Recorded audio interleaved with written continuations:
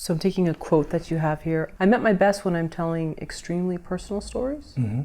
Would you say you're an open book? You're okay with people knowing things about you? Absolutely, yeah. I like to, in fact, I try to challenge myself to be even more open. I don't feel like I'm as open as I need to be. And what I mean by that is like, I've always had like sort of an outsider perspective growing up.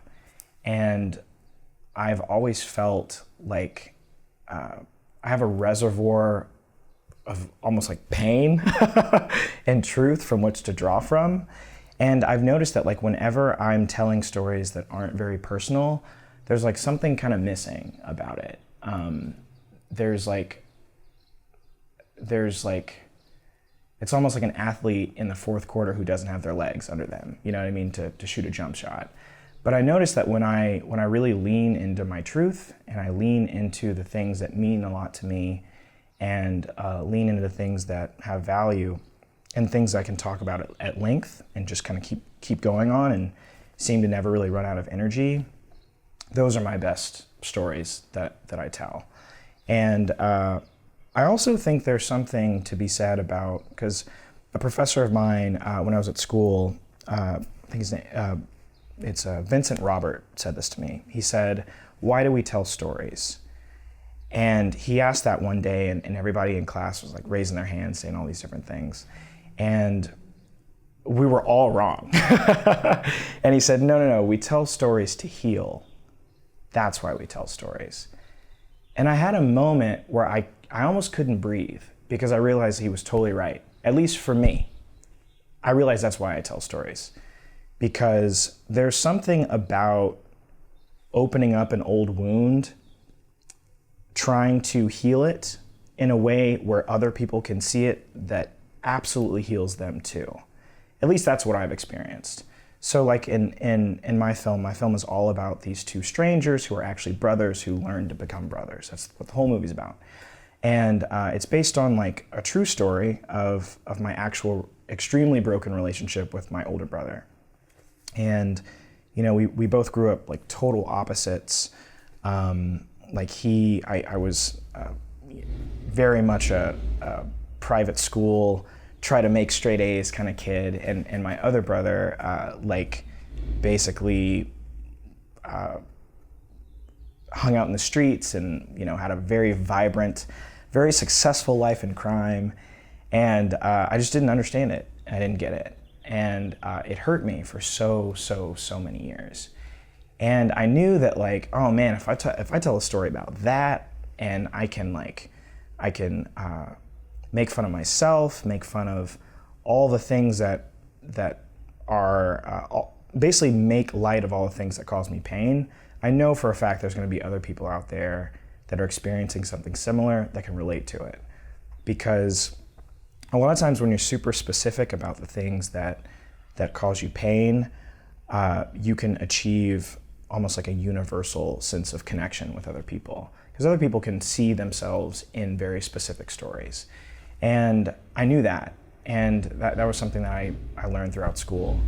And so like I've noticed that every single time I do that, every single time I'm honest and I'm open, I usually connect with way more people than if I tried to be someone else or tried to tell someone else's story that didn't fit me. I didn't have like I always have to find like an emotional in that moves me deeply to my core, something I can speak about at length. And when that happens, whenever I know sort of thematically why I'm telling the story, then I feel like I could make a 10-hour movie about it, you know?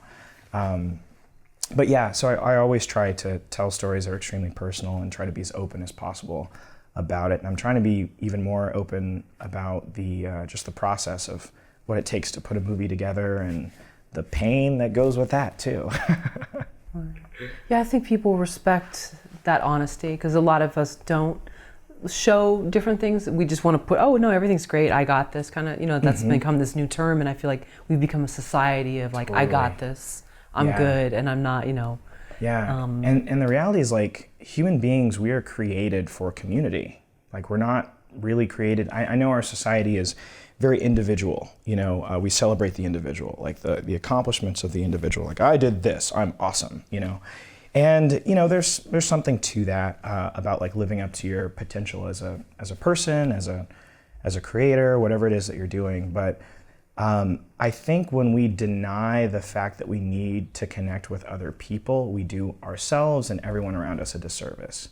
Because something magical happens when people open up to each other and you sort of take a risk and you learn to trust another person. Something kind of beautiful happens in that. And I think in today's day and age, like, it's very easy to like open up Instagram and look around and be like, man, everybody's crushing it but me. And in the reality, like, we're all super broken people. Like, all of us are broken. There's not one person on this planet that's not broken. And when you can sort of embrace that, you embrace a part of your humanity. And I feel like if you deny that, suddenly you're running away from basically your own fingerprints, the things that make you uniquely you. And I think the more you embrace your faults, your weaknesses, and even your strengths, because sometimes there can be shame involved in embracing your own strengths. Just embracing who you are, the good and the bad, only makes you a more valuable, contributing member of society. How does it feel to come here and want to tell stories? You came from a town where it was very embracing and you have a warm family that welcomes you. But do you feel a sense of like freedom? Well, now I can tell other new stories, or is it scarier, or how is that? Because it seems like maybe people really knew you back home, Yeah. and now, not saying that people don't know you, but there's so many people here that it's different. So how is that? Is that freeing? Is it scary? Is it kind of both? Or I think it's a bit of both. I think the only thing that I think this entire process has taught me is that to not have shame in telling stories that excite you, that might, because there are some stories that I know for a fact that my mother would hate it if I told that story, or if like, if I put that scene in a movie, my mom's gonna kill me, But like I'm now to the point where, like, yes, I do know that there are a lot of stories in me that I'm confident will probably make someone mad, or who perhaps like my other films and things like that. But the reality is that, like, we're all constantly evolving as people, and just because something makes someone uncomfortable doesn't mean there's not truth in it. Because a lot of times, I mean, we just right now in our society, like, we're all running from the truth about a lot of things because it makes us uncomfortable.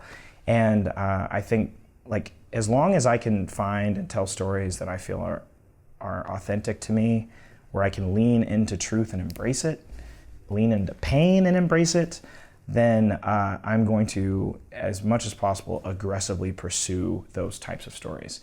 And I think one thing about perhaps, like, ever since I finished my feature, I think I've really begun to realize, like, just how much effort it takes to make a film, and how much craft and work and sweat and all these different things it takes to craft a story to where someone else can enjoy it and get what it is you're trying to do. That now, like, for instance, my films moving forward, like, I'm gonna make them even more, I'm gonna try my best to make them even more honest and even more embrace, like, the parts of me that are in the movie more. Because right. with as much effort as you put into these things, like, you might as well make them as potent and as sharp and as resonant emotionally as possible. So